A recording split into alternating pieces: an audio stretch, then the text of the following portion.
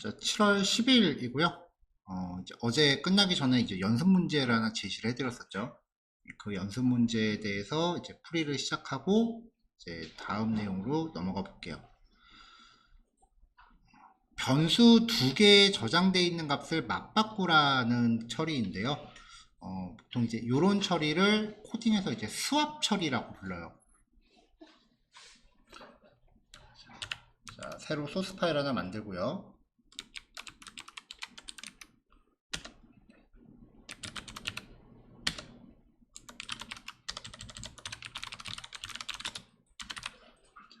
연습 문제 1번입니다.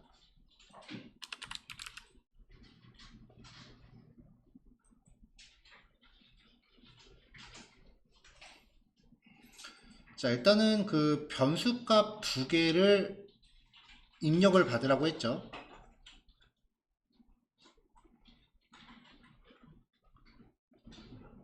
그러면 이제 num1과 num2를 입력받으세요 라고 했으니까 일단은 변수 입력받기. 자, 입력받을 변수 num1과 num2를 선언합니다. 같은 데이터 타입을 동시에 여러 개 선언할 때는 콤마로 구별해도 된다 그랬어요. 자, 그 다음에 첫 번째 변수를 입력받기 위해서 num1을 입력하세요 라고 하고 scanf 정수로 입력받을 건데 얘를 num1에다가 넣어라. 그리고 get차라는 함수는 엔터키를 소진하는 거라 그랬죠.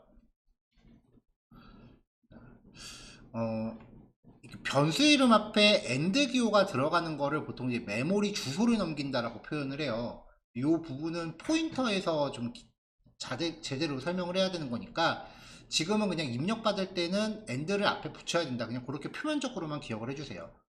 자, 같은 방식으로 num2도 입력받으면 되겠죠? 자, 두 개를 입력받습니다. 그 다음에 두 변수의 데이터 교환입니다. 직접적으로 막 교환하는 건 안 되기 때문에 새로운 변수 하나가 등장해야 된다라고 했어요. 그래서 임시 변수를 하나 선언을 해요. 임시라고 하는 뜻이 보통 이제 temporary라는 단어잖아요. 그래서 컴퓨터에서 임시를 뜻할 때는 보통 temp 내지는 줄여 tmp 이런 식으로 표현을 해요. 그러니까 여러분들 만약에 컴퓨터 쓰시다가 컴퓨터에 템프라는 이름의 폴더가 있다. 지금 여기 이 컴퓨터도 있네요. 템프라는 이름의 폴더가 있다라고 하면은 그 폴더는 그냥 지우셔도 돼요. 요거는 어느 프로그램인지는 모르겠지만 어디선가 만든 임시 폴더예요. 자, 임시 변수를 하나 만들고요. 여기에다가 막 교환을 합니다. 임시 변수에 num1을 저장을 해요. 그래서 여기에다가 num1의 값을 넣고요. 그 다음에 num2를 num1에 저장을 해요. num1은 num2. 그리고 다시 임시 변수를 num2에 저장을 해요. num2는 tmp. 이렇게 해서 출력을 해보면 printf num1은 %d num2도 %d 역슬래시 n 한번 찍어주고 여기다가 num1과 num2를 넣을게요. 비포 애프터를 좀 비교해 볼까요?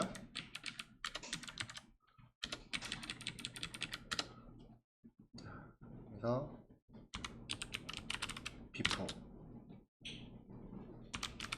애프터 이렇게 해서 출력을 해볼게요.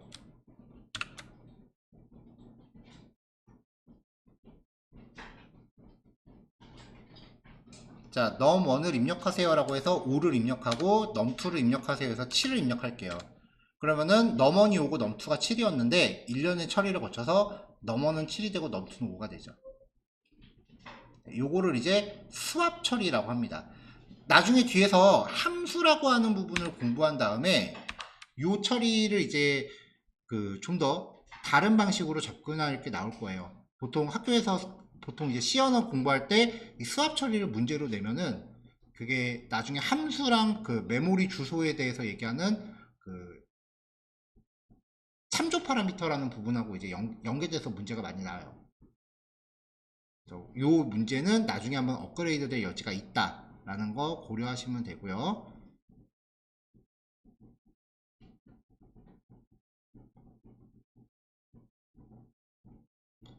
자, 코드가 한 화면에도 안 들어가서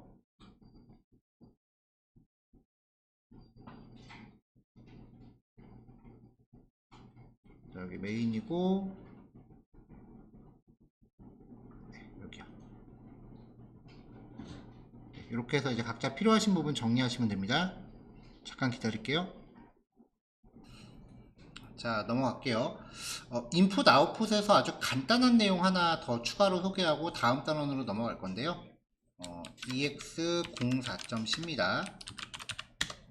자, 여기서는 이제 이스케이프 문자라고 하는 걸 소개할 거예요.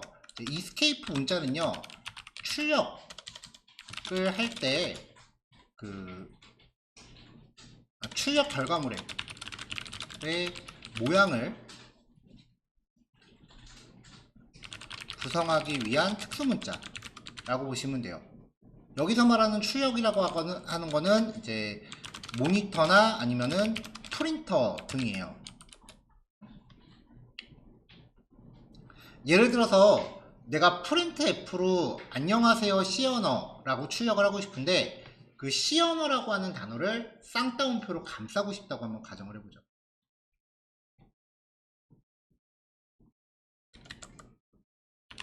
프린트F 안녕하세요 C 언어라고 이제 출력을 하고 싶은데 이미 여기에 이스케이프 문자가 하나 들어가 있어요.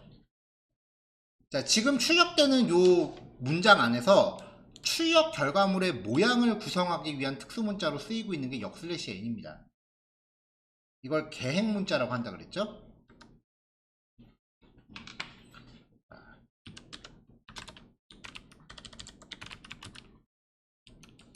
백슬래시, 다른 말로 우리말로 역슬래시라고도 표현해요. 슬래시를 사용합니다. 플러스 한 글자.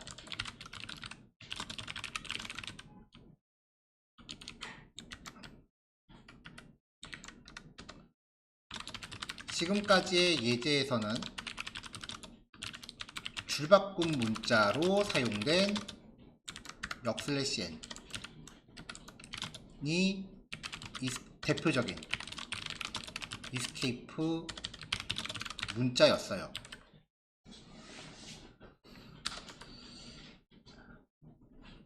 종류가 많진 않아요.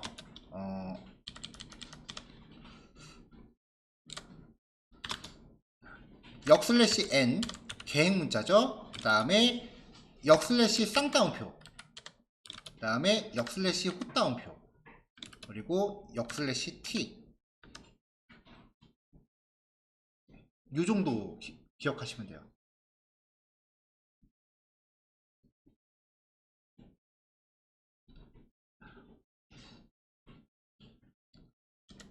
자, 여기서 이제 역/t를 작성하면 역/t는 탭키예요. 컴퓨터에서 탭키를 치면은 한꺼번에 띄어쓰기가 4칸 정도 들어가거든요. 요걸 뜻하는 거예요. 그 다음에 역/ 쌍따옴표, 역/ 쌍따옴표.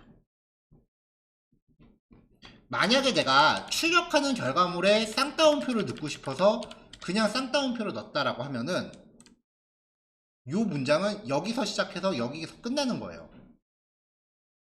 그리고 뒤에는 뭔지 모르는 남는 코드가 되기 때문에 이 부분은 문법적 에러가 돼요.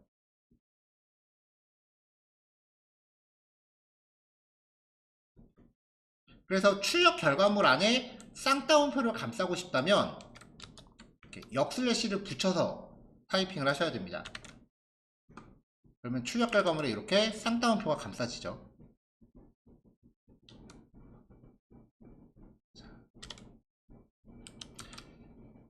자, 역슬래시 t를 써서 탭 키를 쓰면은 요만큼 띄어쓰기가 한꺼번에 축 나가죠. 이렇게 해서 이제 출력 결과물의 모양을 구성할 때 사용을 해요.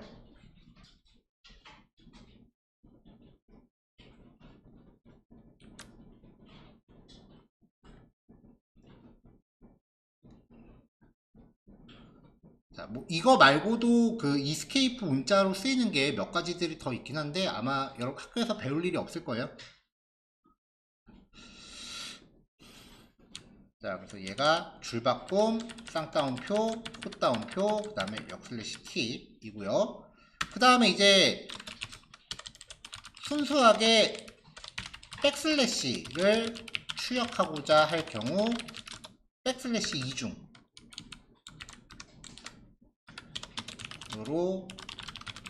표현을 하셔야 돼요. 여기에 백슬래시 두 개를 넣으면 출력 결과물에 이렇게 백슬래시가 이렇게 들어가는 거죠. 엔드 기호랑 원리가 똑같다고 보시면 돼요.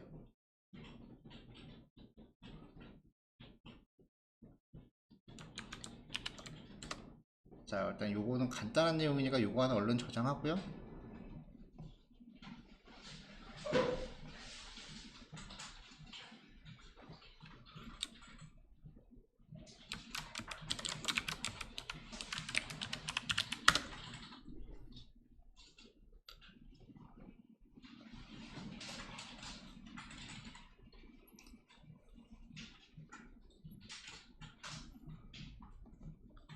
자, 그럼 이제 오늘의 본 게임으로 넘어갑시다.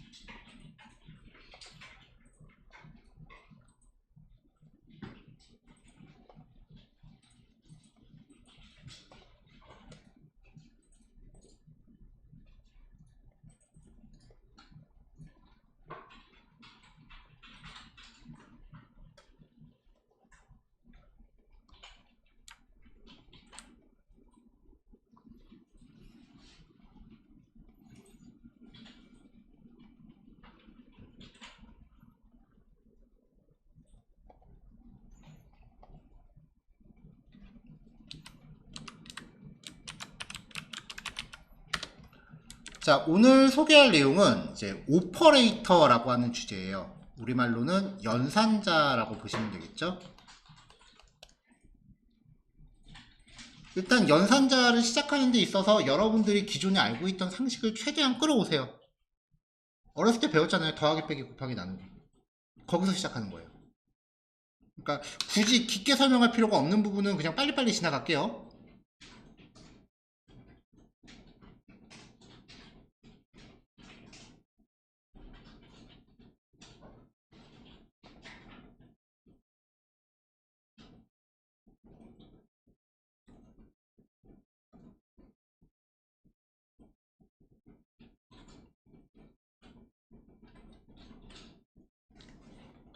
자, 연산자. 변수끼리 연산을 사용하는 데 쓰이는 특수기호예요. 더하기 빼기 곱하기 나누기 생각하시면 돼요. 지금 그거 얘기하는 거예요. 자, 일단 변수를 두 개를 준비했고요.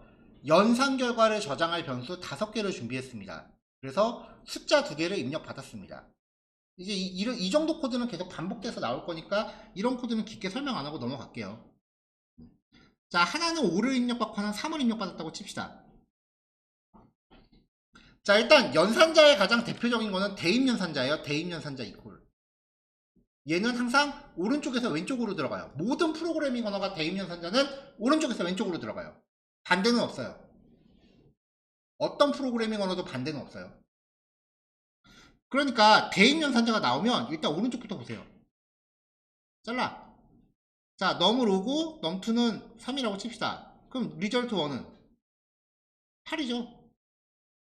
그러면 넘어는 오고 넘2는 3이고 리절트 1은 8이라며. 하나씩 가서 이렇게 출력할 문장을 만들어서 결과를 보여주겠죠. 설명 안 해도 되죠? 곱하기입니다. 곱하기는 별표를 써요. 알파벳 X 아니에요. 곱하기. 근데 이제 나누기가 조금 생각을 해야 돼. 여기에서의 우리가 나누기를 버전을 두 개로 배운 거 아세요? 초등학교 때 버전이 다르고 중학교 때 버전이 달라요. 자, 10 나누기 4. 결과는 결과값은요. 10 나누기 4는 결과값 2. 자, 2.5가 나왔고요. 그리고 2라고 하신 분들은 아마 이 나머지 뭐 이렇게 들어갈 거예요. 초등학교 때는 이거 이렇게 배워요. 몫은 2예요. 그러면 8 곱하고 2 남죠. 그럼 나머지 2. 이게 초등학교 버전. 중학교 버전은 소수점이라는 걸 배우잖아요. 그래서 2, 8은 2. 그러면 소수점 찍고 0 붙여서 2.5. 이게 중학교 버전. 그러니까 이게 더 쉬운 거죠. 여기서 할 거는 초등학교 버전이에요. 여기서 할 거는 초등학교 버전이에요. 자, 나눗셈 관련 연산자는 두 개가 있어요. 슬래시를 쓰면은 몫을 취합니다. 퍼센트를 놓으면은 넘원의 넘투 퍼센트가 아니라 퍼센트 연산자는 나머지를 취합니다.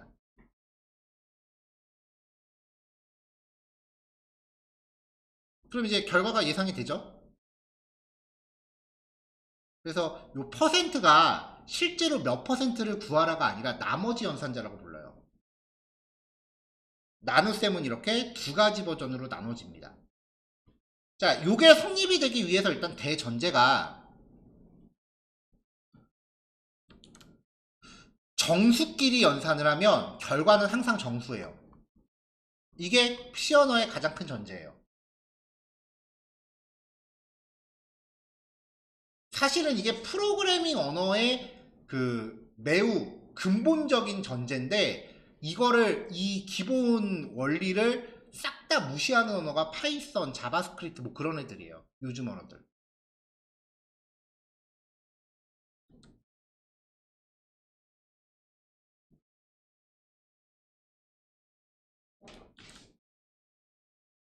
자, 그럼 이제 여기 출력 결과물을 만들 때 순수하게 퍼센트를 출력하고 싶으면 퍼센트 두 개 넣어야 된다고 했었죠. 그래서 여기는 두 개가 나온 거고요. 결과 한번 봅시다.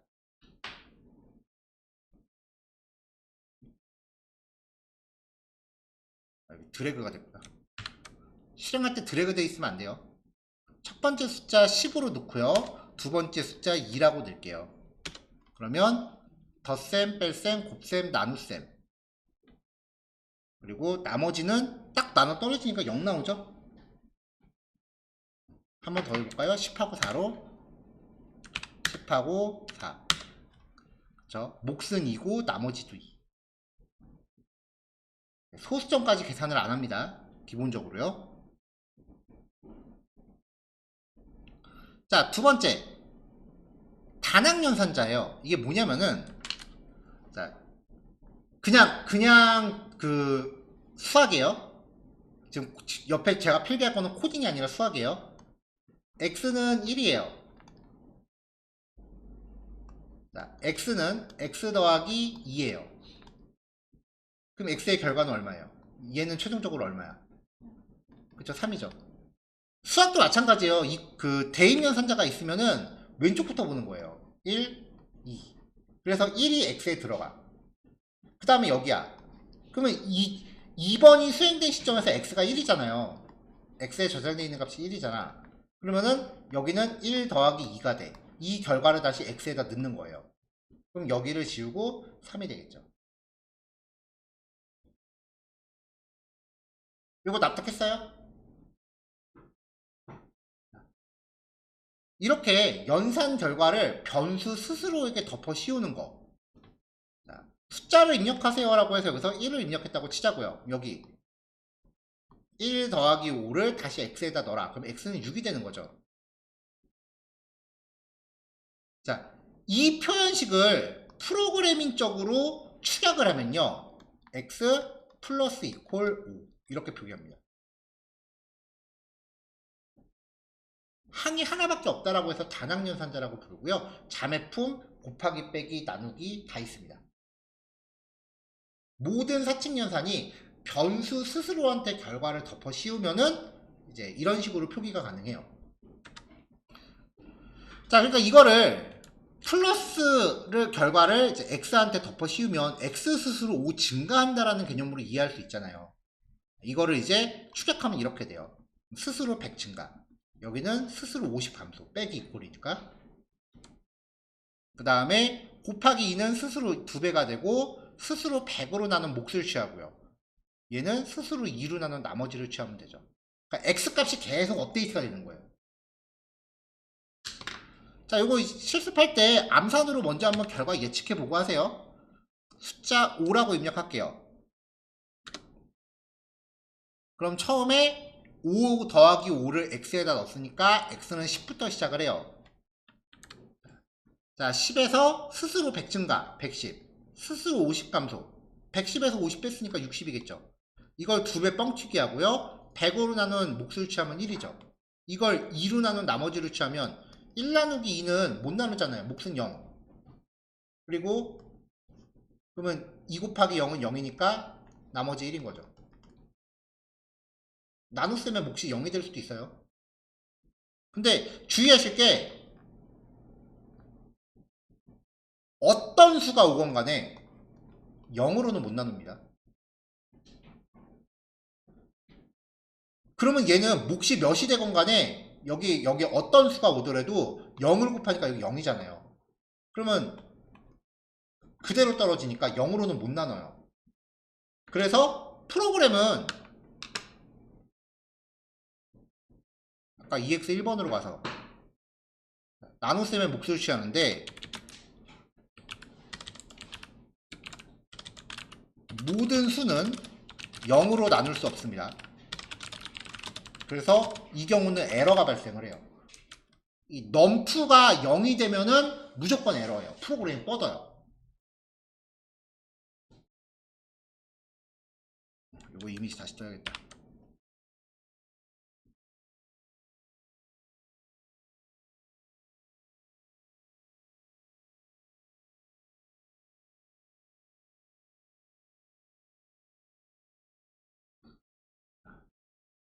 자, 여기까지 어렵나요? 괜찮죠? 그러면 요 상태에서 요 계산에서 계산에 쓰이는 값이 1인 경우에 한해서 그리고 덧셈과 뺄셈에 한해서 한 번 더 추격이 가능해요. x 플러스 플러스 혹은 플러스 플러스 x. 뺄셈은 x 마이너스 마이너스 혹은 마이너스 마이너스 x. 얘네를 스스로 1 증가 1 감소라고 해석하시면 되고요. 증감 연산자라고 합니다.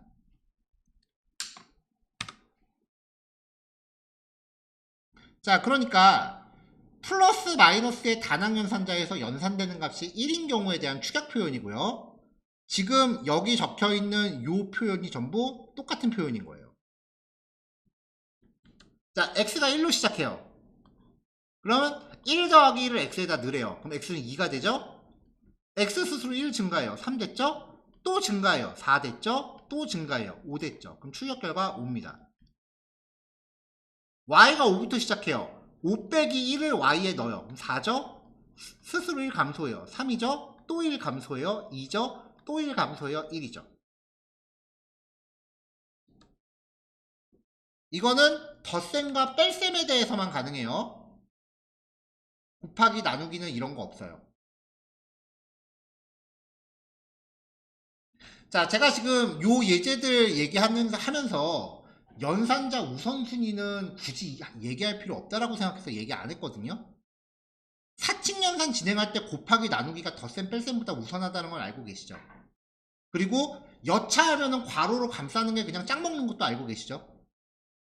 가로로 감싼 게 연산 우선순위가 제일 높잖아요. 그 규칙은 그냥 그대로 다 따릅니다. 이거는 뭐 상식이랄 것도 없고요. 그냥 여러분들이 어렸을 때 배웠던 내용을 기반해서 그 본능에 맞춰서 계산하시면 돼요. 여기까지는 할만했을 거예요. 그래도 처음 보는 표기법이 나오긴 했지만 뭐 우리가 알고 있던 상식에 비교해서 갑자기 큰 그 지식을 필요로 한 건 아니니까. 근데 요번 교시 마지막 예제가 사람 약 올립니다. 자, 증감연산자는 이렇게 지 혼자 덩그러니 있으면 앞에 붙건 뒤에 붙건 차이가 없어요. 근데 대입연산자를 동반하는 수식 안에 들어가면 두 개가 동작이 달라요.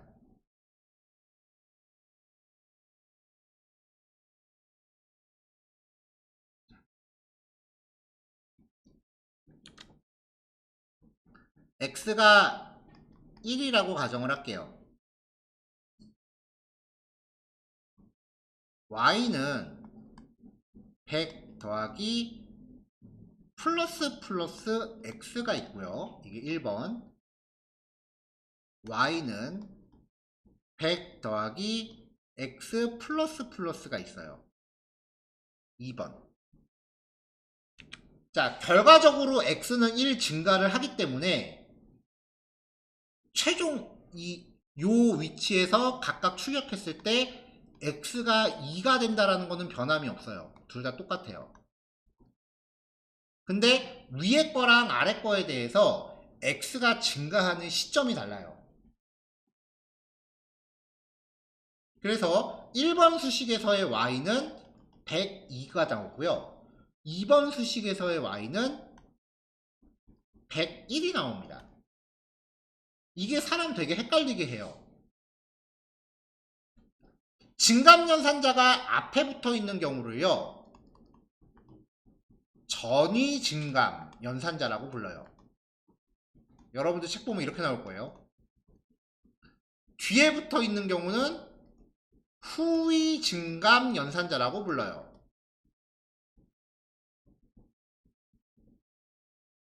이래놓고 이제 나오는 설명이 뭐냐면은 전위 증감 연산자는 전체 수식을 계산하기 전에 얘가 먼저 계산을 해요. 그래서 얘가 먼저 x값을 먼저 확정을 짓고 그 다음에 전체 수식이 계산이 돼요.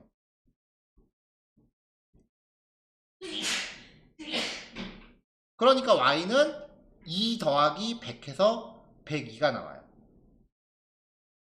근데 후위 증감 연산자는 일단 수식을 먼저 계산을 해요. 100 더하기 x가 먼저 계산해서 그걸 y에다 넣는 게 먼저예요. 그 다음에 x가 나중에 증가해요. 일단 y 값을 먼저 만들어 놓고 y가 나중에 증가해요. 이게 처음 보면 되게 헷갈려요.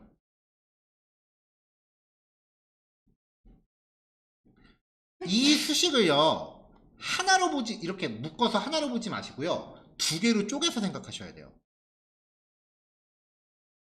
그때 앞에 붙으면은 앞북이라고 기억하시고요, 뒤에 붙으면은 뒷북이라고 기억하세요. 무슨 말인지 코드 보여드릴게요.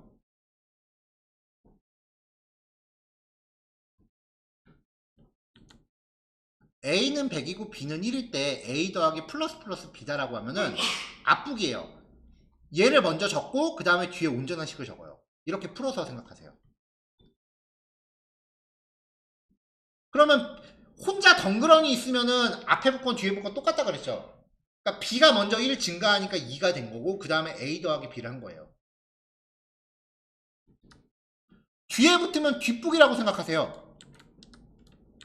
식을 먼저 계산하고 나중에 뒷북 치는 거야. 그러니까 100 더하기 1을 먼저 한 다음에 나중에 y가 증가하는 거죠. 요거보다 더 쉽게 설명을 못하겠어요. 요 연산자를. 제가 되게 싫어하는 책 중에 그 자바의 정석이라는 책이 있거든요. 그 책을 별로 안 좋아하는 이유가 몇 가지가 있는데 그 책 연습 문제 중에 진짜 보고서 본 순간 입에서 쌍욕 나왔던 문제가 있어요. x 플러스 x 플러스 x 플러스 x 플러스 이거를 몇 개를 나열한 거야. 이런 식으로. 그럼 그 결과가 뭐니? 저자 멱살 잡고 한번 물어보고 싶어서 너 이거 풀 수 있냐고. 이 정도로까지 헷갈리게 이 정도로까지 나오는 건 이건 사람 솔직히 그 달달하고 딱딱한 그거 먹이려는 거고 요 정도만 기억하세요. 학교 시험에도 아마 요 정도까지만 나올 것 같아요. 제 생각엔. 만약에 이거 말고 더 복잡하게 나오면은 그건 솔직히 그냥 틀리라고 낸 문제야. 자, 여기까지가 이제 시험 대비용 멘트고요. 이거 하고 요 두 줄하고 프로그램적으로 결과가 다를까요? 아니요, 똑같아요. 내가 코딩할 때 이렇게 코딩하는 게 나는 아직 헷갈린다라고 하면 이렇게 하셔도 누구도 뭐라고 안 해요. 눈으로 봤을 때 알아보기 편한 코드가 제일 좋은 코드예요. 이게 보통 이렇게 C 언어나 그 이전 프로그래밍 언어들에서 되게 헷갈릴 소지가 많은 것들은 파이썬에선 다 없애버렸어요. 그래서 파이썬 공부하시는 분들은 지금 이거 처음 봐요. 파이썬은 이게 없거든. 파이썬은 이것까지밖에 없어요. 이것까지밖에.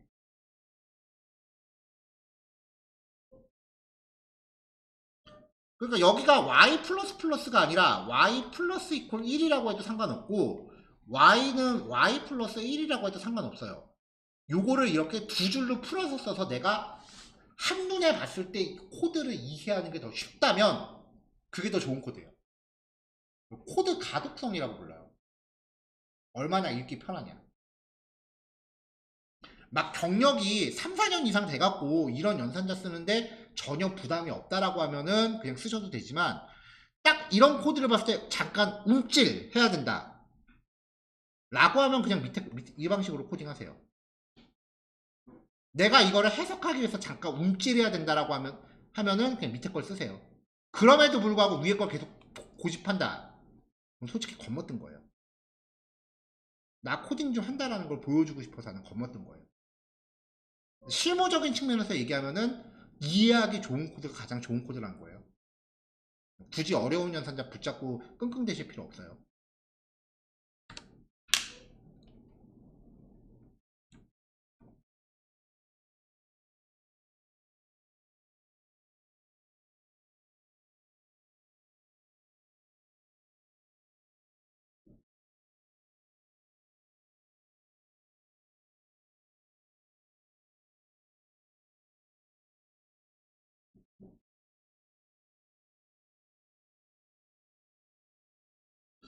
자, 1교시는 여기까지 이제 진행할게요. 일단은 아까 인풋 아웃풋에서 했었던 그 이스케이프 문자 먼저 하나 보냈고 그 다음에 4단원 오퍼레이터에 있는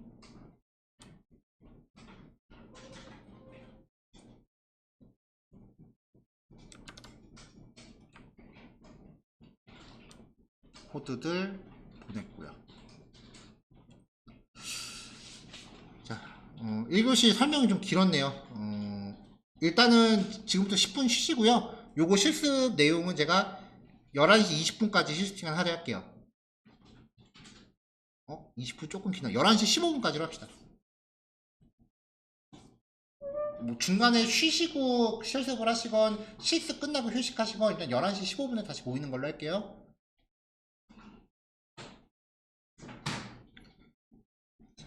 자, 다음 이야기는요. 우리 어렸을 때 배웠던 부등식이에요. 부등식을 이제 비교 연산자라고 부릅니다. 우리가 알고 있는 부분하고 약간의 좀 차이가 좀 있어요. 수학에서는 같다라는 거를 이퀄 하나로 표시하죠. 근데 프로그래밍에서의 이퀄은 무조건 대입이에요. 같다라는 뜻이 아니에요. 그래서 같다라는 걸 표시하기 위해서 이퀄을 두 개로 표시해요. 다르다는 이렇게 표기하죠, 수학은.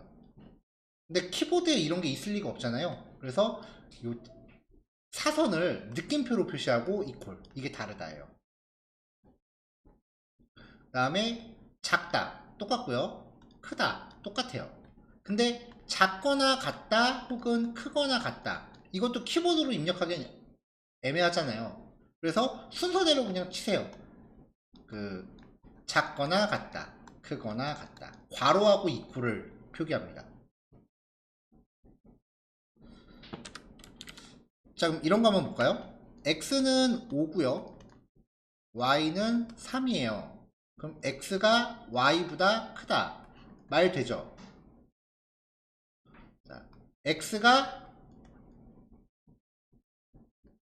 y와 다르다 이것도 말 되죠? 근데 x가 y보다 작다 혹은 x와 y가 같다 이거는 말이 되나요? 안 되죠? 비교 연산자는요 결과값이 말이 되는지 안 되는지만 판단합니다. 그래서 자 특히 파이썬 하신 분들 여기서 헷갈리지 마세요. 말이 되면 결과는 1입니다. 말이 안 되면 이게 말이 되면이구나. 참인 경우에 참이라면은 결과는 1이고요 거짓이라면 결과는 0입니다.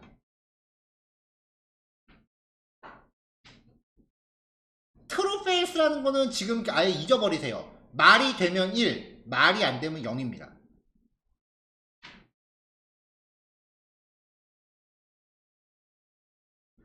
데이터 타입에서도 이야기했었지만 C 언어는 숫자 관련된 데이터 타입밖에 없어요. 지금 이걸 이렇게 강조하는 이유가 뭐냐면은 C 언어 이후에 나온 프로그래밍 언어들은 참과 거짓을 판단하는 불린이라고 하는 데이터 타입이 따로 생겨요. 그래서 불린 타입의 A라고 하면 여기에다가 참을 의미하는 true라는 키워드를 저장하거나 거짓을 의미하는 false라는 키워드를 저장을 해요. 근데 파이썬만 약간 변태스럽게 앞글자를 대문자로 써요.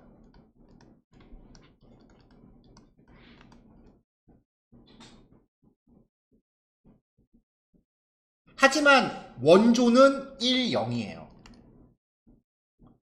프로그래밍 언어의 근본은 C 언어라고 보시면 돼요. 그래서 다른 프로그래밍 언어들이 true와 false라는 이 값들을 전부 0과 1하고 호환을 시켜요. 이거는 뭐 다른 프로그래밍 언어니까 코딩을 지금 처음 접하시는 분들은 아예 true false라고 하는 단어를 잊어버리시고요. 참이면 1, 거짓이면 0입니다. 참은 1, 거짓이면 0. 좀 더 정확하게 말하면 거짓은 0이에요. 근데 참의 원래 의미는 0이 아닌 모든 수예요. 심지어는 마이너스 1도 참이에요. 원래 의미는 0이 아닌 모든 수가 참으로 인식합니다.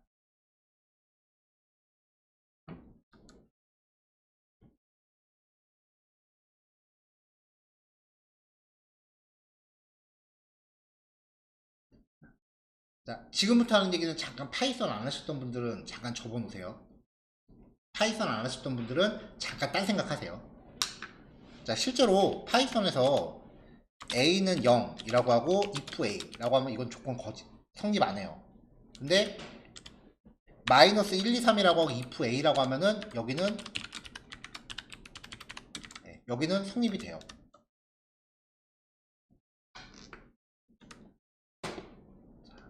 자, 다시 딴 생각하던 거 다시 돌아오세요. 자, 비교 연산자 볼게요. 같다, 다르다, 크다. 크다는 초가 크거나 같다, 작다, 작거나 같다. 요것들을 비교합니다. 자, 숫자 값을 두 개를 입력 받을게요. 자, num1을 5라고 가정하고 num2를 3이라고 입력했다고 칩시다. 5하고 3이죠. 그럼 5와 3이 같다. 말 되나요? 안 되죠? 그러면 0. 5와 3이 다르다. 말 되죠? 1. 5가 3보다 크다. 말 되죠? 1. 5가 3보다 작거나 같다. 말 안 되죠? 0입니다. 이 결과를 이렇게 출력하게끔 한 거예요. 실행해 볼까요? 첫 번째 숫자 5, 두 번째 숫자 3이라고 하면은 같다는 말이 안 되고 다르다와 크다는 말 되고, 그리고 작거나 같다는 말 안 되고. 쉽죠?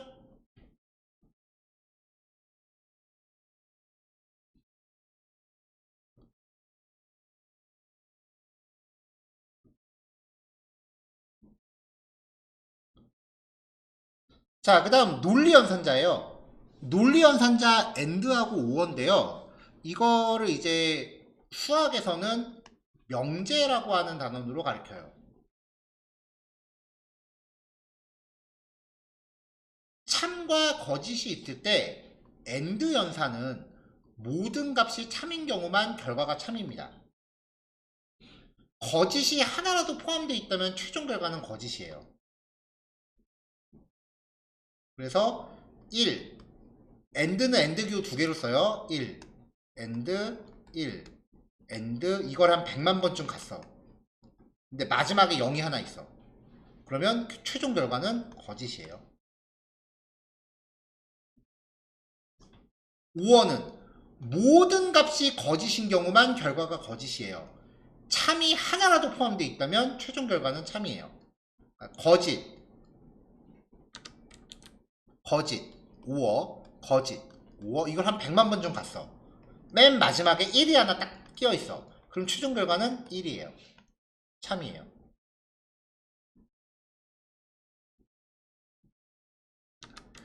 자, 아까 비교연산자 같은 경우에, 비교연산 같은 경우에, 우리 어렸을 때 이런 거 배웠어요.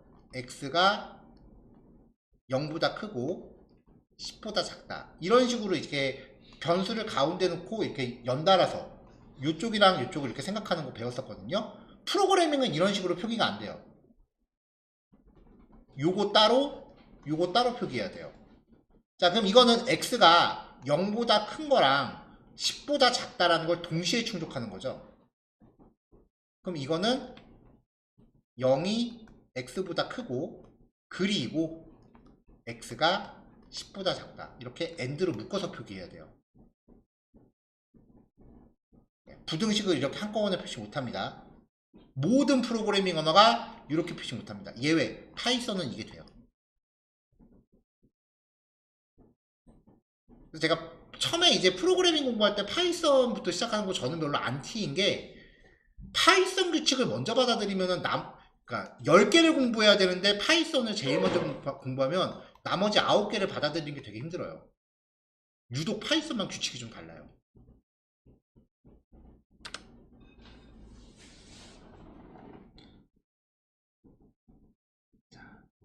자, 그래서 AND 연산. AND 연산은 모든 값이 1일 때만 결과가 1이고요.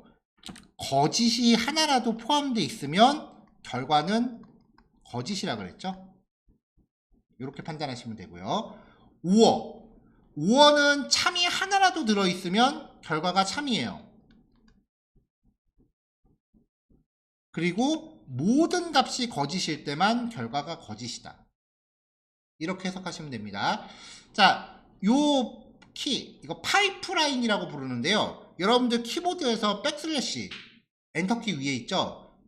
그 백슬래시 위에 보시면 이렇게 생긴 거 있을 거예요. 이렇게 해서 키 있을 거예요. 얘가 파이프라인이에요. 이거를 연달아 두 개 입력하시는 게 오어예요.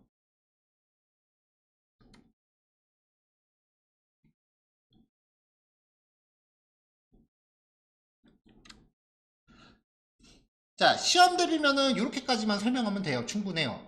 왜냐면 이제 결과값이 나오니까. 주로 논리연산이랑 비교연산은 수식을 막 복잡하게 만들어 놓고 다음 중 연산 결과가 다른 한 가지는, 내지는 연산 결과가 잘못 짝지어진 것은, 뭐 이런 식으로 문제 나와요.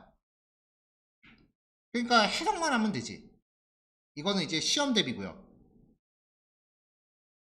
자, 이거 봅시다. AND 연산의 경우 앞에가 1이야. AND. 그러면 뒤에 오는 값에 따라서 결과가 바뀌어요.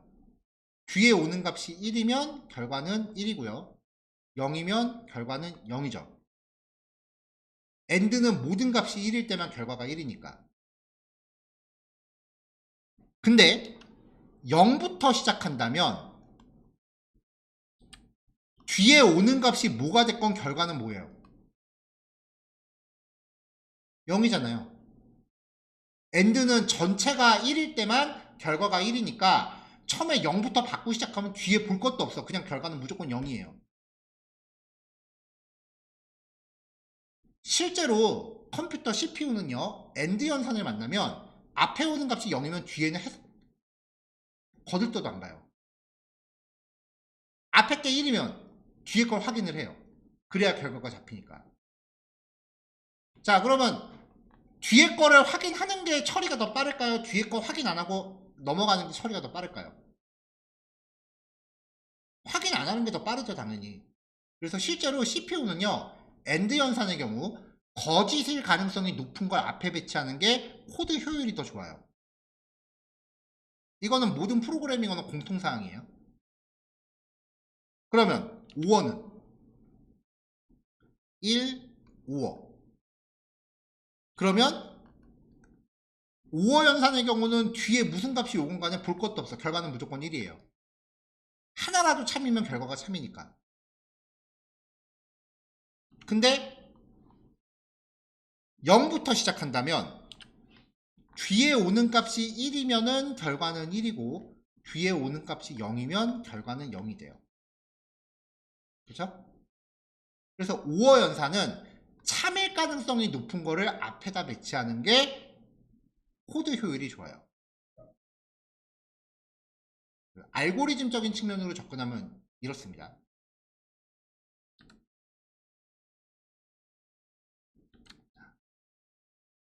자, 1이나 0이라는 결과가 있을 때 이거를 AND 내지는 OR로 연산을 하는데 바로 직전에 봤던 거 요 두 가지 1이나 0이라는 결과값을 만들어내기 위해서 같다, 다르다, 작다, 작거나 같다, 크다, 크거나 같다 이런 식의 비교 연산을 하면은 결과가 1이나 0이 나왔었죠. 그러니까 비교 연산의 결과 두 개를 묶어서 논리 연산으로 이어갈 수가 있다고요.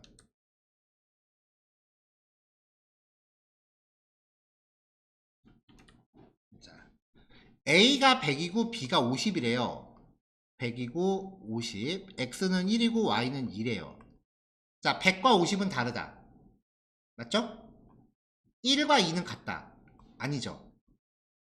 이거를 5어로 묶으면 결과는 참이죠. 동그라미. 자, 100이 5보다 작다. 아니죠? 1이 2보다 크다. 아니죠? 결과는 1이죠. 0이죠. 아, XXX. 자, 헷갈린다. 다시 합시다. 1형으로 다시 표기할게요. A는 100이고 B는 5예요. X는 1이고 Y는 2예요. 자, A와 B가 다르다. 1. 결과. X와 Y가 같다. 0. 결과값은 1. 1, 5, 0이니까. A가 B보다 작다. 0. X가 Y보다 크다. 0. 결과는 0. A가 B보다 작다. 잠깐만. 아, 이거 나도 헷갈리네. 미안해요. 여기 0. 그 다음에 1이 2보다 0. 결과 0. A가 B보다 작다. A는 100인데 B는 5니까 결과 말이 안 되죠? 0. 지금 동그라미로 제가 지금 동그라미를 헷갈렸어요. 잠깐. 동그라미가 아니라 거짓이라는 의미의 0이에요. X가 Y보다 작다. 말 되죠? 1. 그래서 결과는 1. A가 B보다 크다. 105니까 당연히 크죠? 1. 그럼 뒤에 거 볼 필요도 없어요. 결과 1이에요. A가 B보다 크다. 말 되죠? 얘도 결과 1이에요. 그래서 1, 0, 1, 1, 1이 나오겠네요. 맞는지 한번 볼까요? 네, 1, 0, 1, 1, 1 맞죠?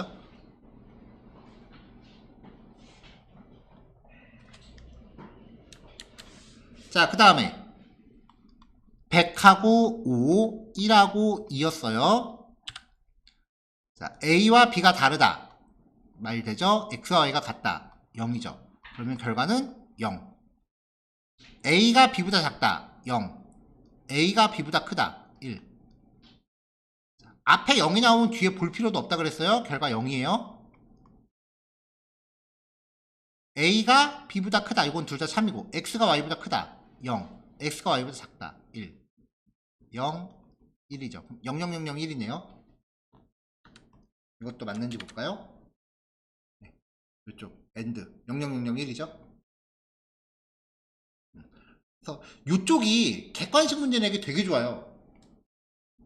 그래서 해석하는 거 좀 연습하셔야 되고요. 자, 그 다음에 이제 논리연산자 우선순위입니다.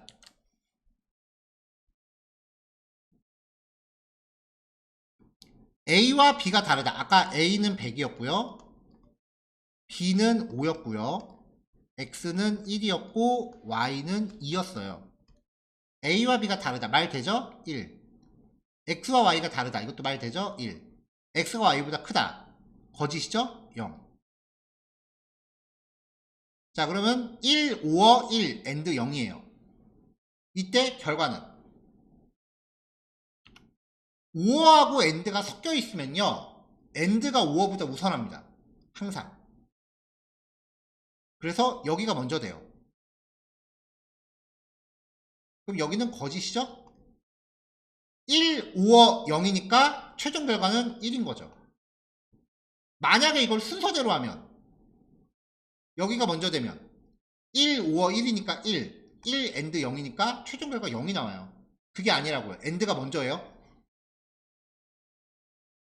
AND가 5어보다 우선합니다. 이것도 C 언어만의 규칙이 아니라 이거는 그냥 수학의 근본적인 규칙이에요.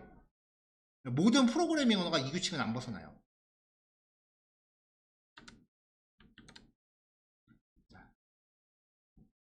이게 같다였고 이게 다르다였죠. 여기에서 보다시피 프로그래밍 언어에서 느낌표는 부정의 의미가 있어요. 네, 이것도 파이썬은 느낌표 기호를 안 써요. 파이썬은 대놓고 낫이라고 영어로 적어요.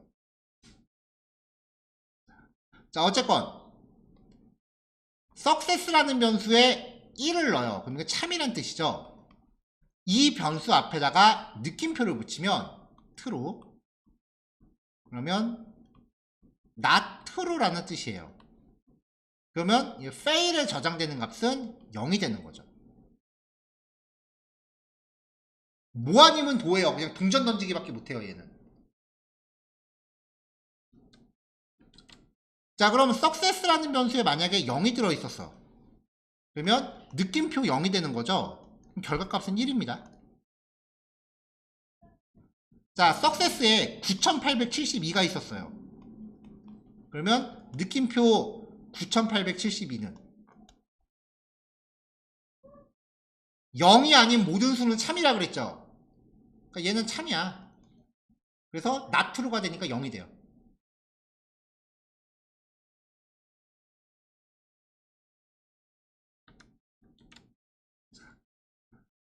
A는 100이었고 B는 5였고요. X는 1이었고 Y는 2였어요. 자, 연산에서 괄호가 붙으면 괄호가 우선한다 그랬죠? 자, A가 B보다 크다. 참 1. X가 Y보다 작다. 참. 참 and 참은 결과값 참이죠. 이 참을 괄호로 묶어서 앞에 느낌표를 붙여요. 그럼 최종 결과는 참을 부정하니까 0이 되죠.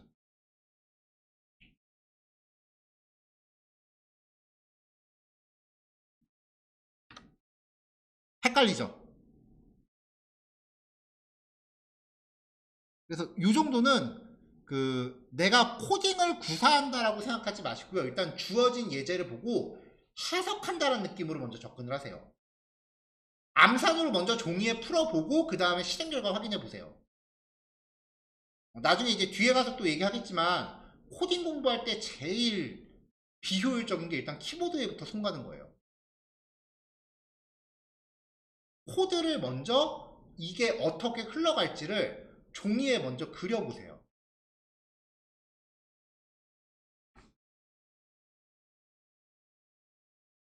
아마 며칠 있다 이 얘기 또 할 것 같은데, 여러분들 혹시 학교에서 손코딩이라는 거 해봤나요?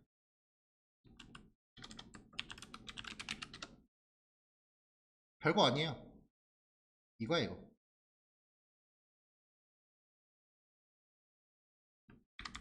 그냥 코드를 손으로 쓰는 거예요. 이런 식으로. 이런 식으로요. 코드를 손으로 써갖고 이 코드의 흐름을 자기가 본인이 직접 이렇게 따라가 보는 거예요. 이건 딱 보니까 파이썬이네요.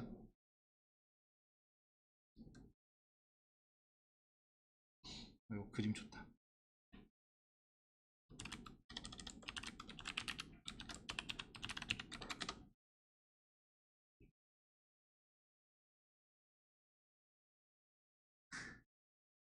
자, 뭐 이런 식으로요. 코드를 다 지금 쓰고 있죠. 이런 식으로. 코드의 흐름을 이렇게 손으로 써가면서 이렇게 따라가는 거예요. 만약에 이 코드를 일일이 타이핑하는 게 나는 좀 부담된다라고 하시면은 코드를 프린트 해놓고 거기에다가 이제 코드의 흐름을 손으로 따라가는 방법도 있어요.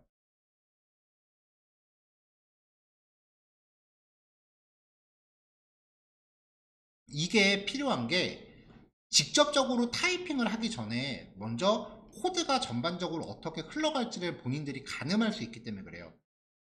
지금 우리가 하는 것도 이제 프로그램을 만든다라고 하는 것도 어떻게 보면 공정이잖아요. 여러분 집 지을 때 설계도 없이 그냥 주먹구구를 지으면 걔가 튼튼할까요? 아니죠. 프로그램도 마찬가지예요. 설계가 반드시 선행이 돼야 돼요. 프로그래밍에서 사용하는 설계도면들이 있어요. 실제로 무슨 다이어그램이라고 해서 나중에 학교에서 배울 거예요. 예를 들어서 클래스 다이어그램 그러면은 뭐 이런 식의 이제 설계도면들을 그리고요. 이게 이제 프로그램 설계도예요. 다. 그 다음에 시퀀스 다이어그램이라고 하면은 이런 식으로 소스 코드의 흐름을 순서도처럼 표현. 이거 순서도예요. 순서도. 이런 식으로 회원, 장바구니, 데이터베이스, 장바구니에 담기, 상품 정보 조회, 상세 정보, 장바구니. 이게 다 우리가 일반적으로 쇼핑몰의 루틴이죠. 이런 것들을 다 그린다고요. 이런 걸 배우는 게 소프트웨어 공학이라는 과목이에요. 이런 거 없이 주먹구구로 코딩만 하면은 절대, 그건 그냥 말 그대로 코딩. 절대 프로그래밍은 될 수 없어요. 근데 이런 것들을 그리기 전에 먼저 하는 게 내가 작성할 코드 이렇게 손으로 써가면서 가늠해 보는 거예요. 이걸 손 코딩이라고 하는데, 여러분 코딩 테스트라는 얘기 많이 들어봤죠? 몇 년 전까지만 해도 취업할 때 코딩 테스트를 먼저 보고서 그 다음에 면접을 많이 했어요. 뭐 아직까지 그렇게 하는 데도 되게 많고요. 근데 그렇게 되면은 이제 우리나라 특성상 득달같이 이제 전문 학원들이 생겨. 코딩 테스트 준비하는 학원들. 그러면 이제 또 변별력이 별로 없다고요. 그래서 요즘은 기술 면접을 손코딩으로 하는 경우가 늘어요. 코딩 테스트를 안 하는 거야. 코딩 테스트 문제를 이메일로 보내버리면 선배나 학원 선생님들한테 대신 물어봐서 그걸 풀어서 제출을 하니까 그냥 사무실에 불러놓고 화면 출력 결과를 화면에다 그려주고 이 코드 손으로 써보세요 그래요. 그게 손코딩이에요. 실제로 저 대학 다닐 때 중간고사 그렇게 봤거든요. 대비하셔야 돼요. 그래서 이런 코드들을 타이핑하기 전에 먼저 아직까지는 괜찮아요. 손으로 써보고 결과를 코드의 흐름을 예측을 해보세요. 그거 할 수 있는 게 C 언어일 때까지만 가능해요.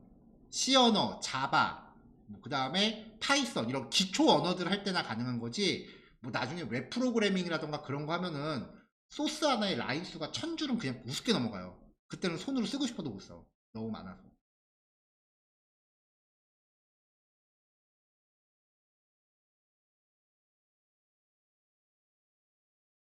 자, 마지막 연산자 3학년 산자입니다. 3학년 산자는 결과값을 선택적으로 만들어요.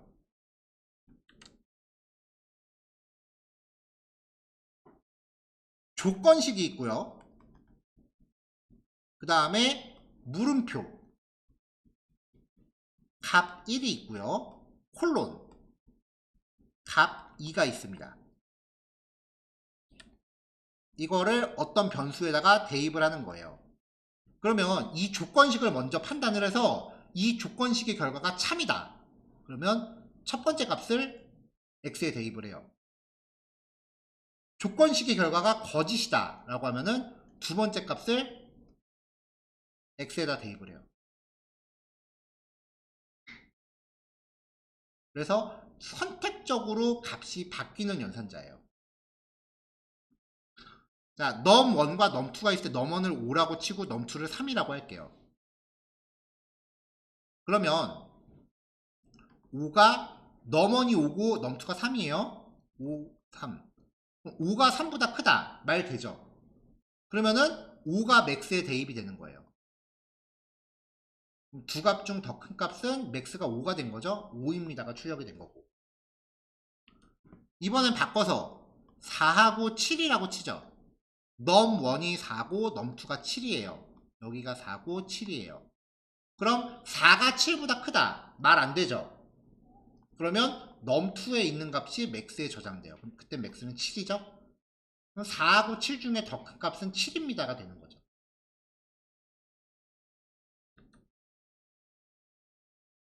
삼학연산자를 활용해서 연산식을 쓸 수도 있습니다. 자, num1이 4고 num2가 7이었다. 그러면 이 조건이 4고 7. 이 조건이 거짓이죠. 그러면 num2가 선택되는 거예요. 이거를 100에다 더해. 그럼 K는 107이 되는 거죠.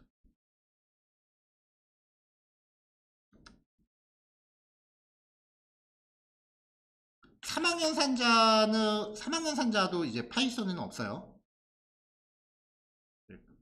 파이썬에 없는 것들은 제가 자꾸 얘기를 해드릴 테니까 그런 것들은 파이썬 하셨던 분들은 좀 집중적으로 보세요.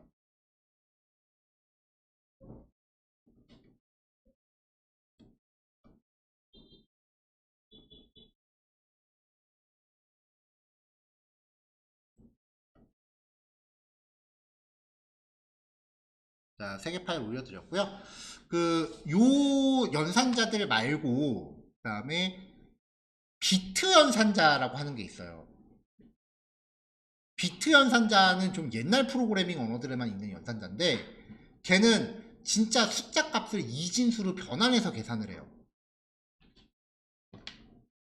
그러니까 예를 들어서 어떤 숫자 x가 있다. 여기에다가 비트 연산자 이렇게 표기하거든요. 1 이렇게 하면은 x를 이진수로 바꿔. 이렇게 있다. 이게 x가 1이라고 치면 이렇게 있다. 그러면은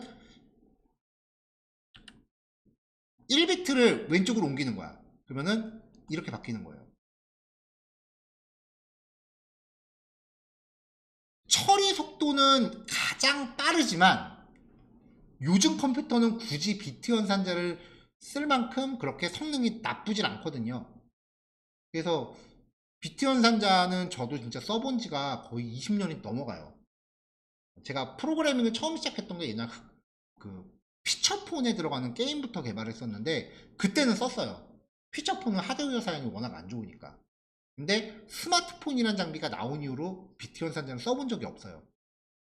실제로 비트 연산자가 그래서 사라진 프로그래밍 언어들도 되게 많아요.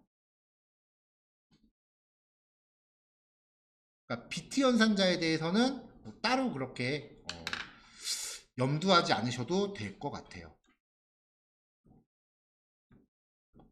자, 요거 파일들 올렸으니까 얘네들까지 실습 마무리 하시면 되고요. 내일 오시면 내일 1교시에는 연습 문제를 먼저 제시를 해드릴 거예요. 그래서 약간의 시간 드리면은 요거 각자 해보시고 그 다음에 그 이후에 답 맞춰보고 그 다음으로 5단원으로 넘어갈 겁니다. 숙제로 내드리진 않을게요. 자, 실습 남은 시간 하시고 이제 다 되신 분들은 정리하시면 되고요. 실습 따로 집에 가서 해오실 분들은 50분까지는 자리 지켜주세요. 자, 녹화 여기까지 할게요.